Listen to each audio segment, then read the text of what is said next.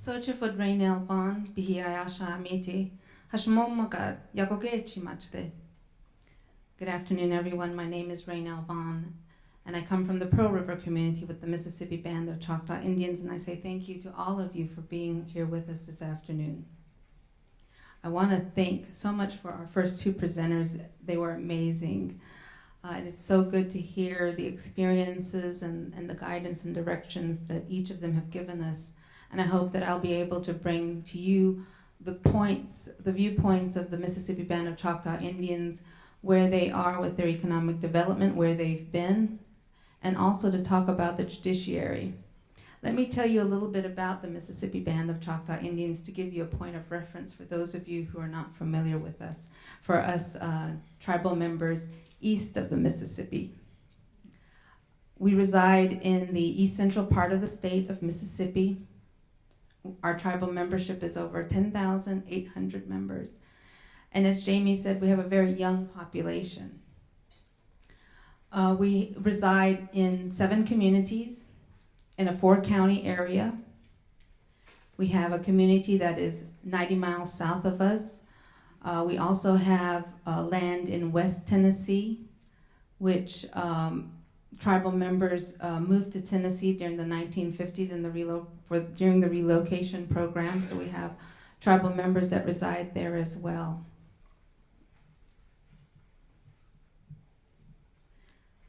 Mississippi Choctaw has a very rich history.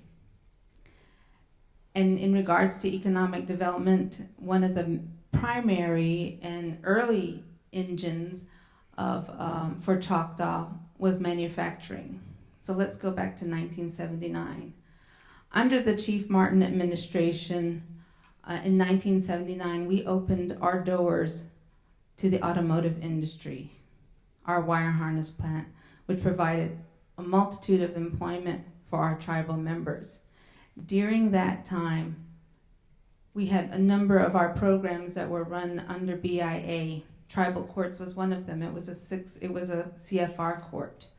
And that court was made up of a judge, a clerk, and a handful of law enforcement folks. Our plant was able to provide a lot of economic stimulus for the tribe because we were a very poor tribe. Here we are in East Central Mississippi. In the course of 20 years of working through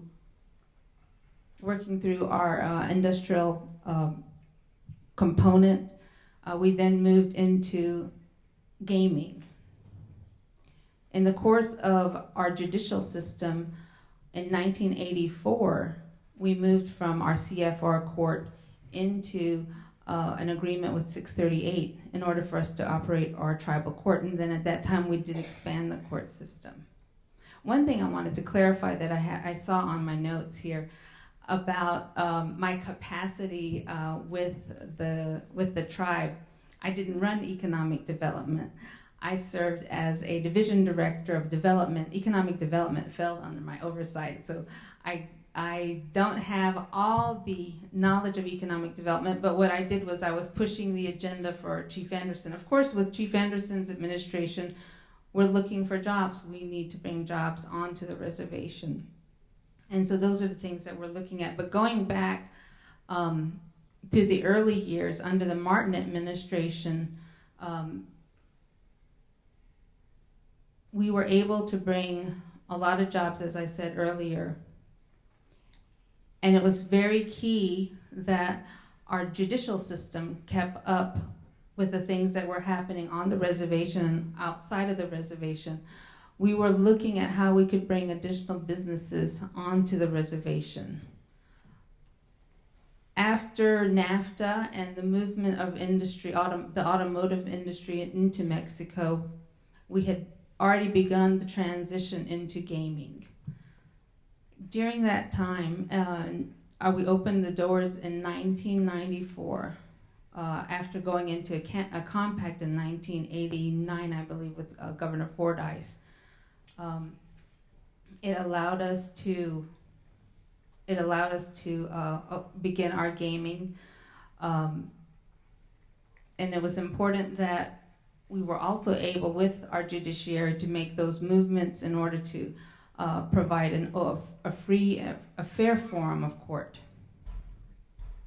So in 1997, after the opening of the resort, under the Chief Martin administration, he then reorganized the court system. This court system then expanded again. It expanded into 4 divisions: a civil court, a criminal court, a youth court, and also we included a peacemaking court, which is synonymous to mediation and arbitration.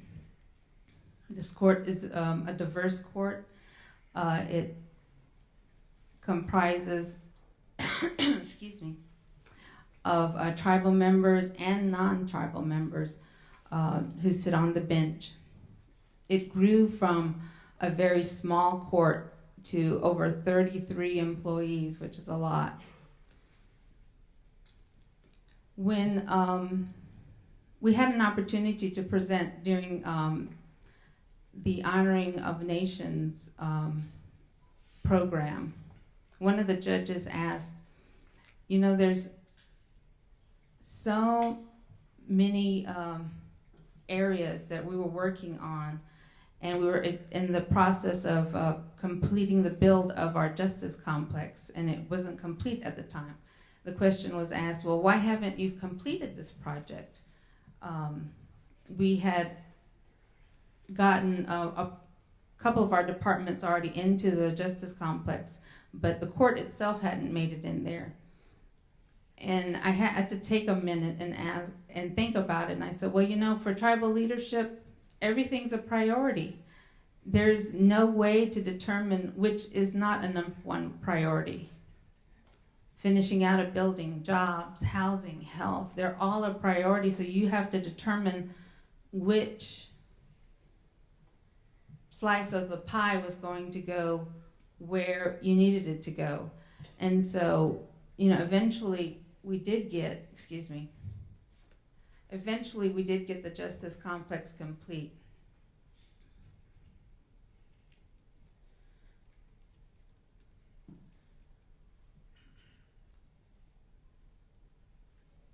You know, it's very important in order to have a fair form of court, to ensure that you have the right people in place. People who know where you live, your community, know the temperament. It's just very important. And we've worked really hard to ensure that our justice system is a fair, independent, and strong judiciary. We've had people,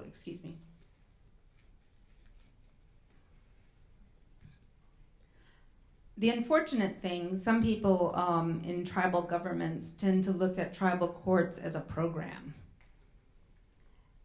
And that's the wrong approach to take, because it's important that everyone recognize that your court system is very key and important, especially in regards to economic development. As we were going through these transitions with our courts, from your CFR court to the 638 and then reorganizing to expand, we knew it was very important that we had laws in place that would make our forum fair for those people who were coming in to want to do business with the tribe. One thing that was mentioned earlier with our panelists is, you know, you have lots of people wanting to come on the reservation to do jobs, wanting work, wanting to present you with this great idea. And it's very key that you have some form of way of vetting who these people are. Sometimes what you see may be a shell that's coming in, and you know, you don't want to risk jeopardizing your reputation as a business, because literally as a tribe you are also a business. And so it's very important that you manage and you make sure to vet the types of businesses that are wanting to come in and do business with you, because it's your reputation and your name that's out there. Economic development for Mississippi Choctaw consists of not only our gaming, but we also have our construction companies. We have several 8A companies. We also lease property or lease buildings for those companies that would like to come on the reservation and do work. We do offer incentives. But again, as I said earlier, as we're working with these companies and businesses that are coming in, they need to know that we have a court system that's independent and that they will have a fair form of court to go to. They know that the leadership will not call that judge and say, fix it. That will not happen. I served on the bench for 12 years as a lower court judge and a chief justice. Never during that time, nor beyond that, has there ever been a call. And I think that's one of the key things that we have to make sure that we show the independence of each of our branches and our systems. That's key. The other thing is, as tribes, we are the voice. We are the ones who will determine what it is that we want. Not what everybody else wants, but what Mississippi Band wants, what Navajo wants, what Yavapai wants, what Mille-Lacs wants.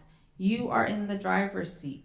So it's very important that you determine, you, the tribe, determine where it is that you want to go, where it is that you want to be, and ensuring for tribal governments that you make sure that you have strong branches that will be able to make this happen.